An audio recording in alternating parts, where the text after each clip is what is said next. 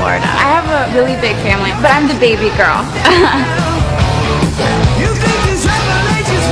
I'm actually a 5-time world and reserve world champion. I got scouted coming from a horse show in Texas by Trump Model Management when I was 12 years old. So as soon as I turned 15, I drove down to Miami and went to open call.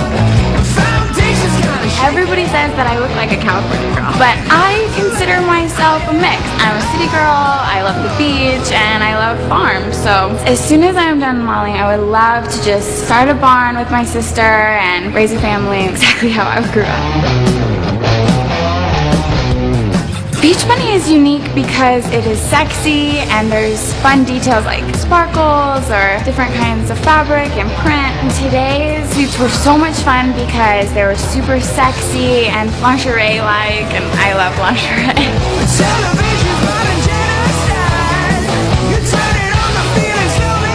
I'm off to take the red eye back to New York. See you guys next time.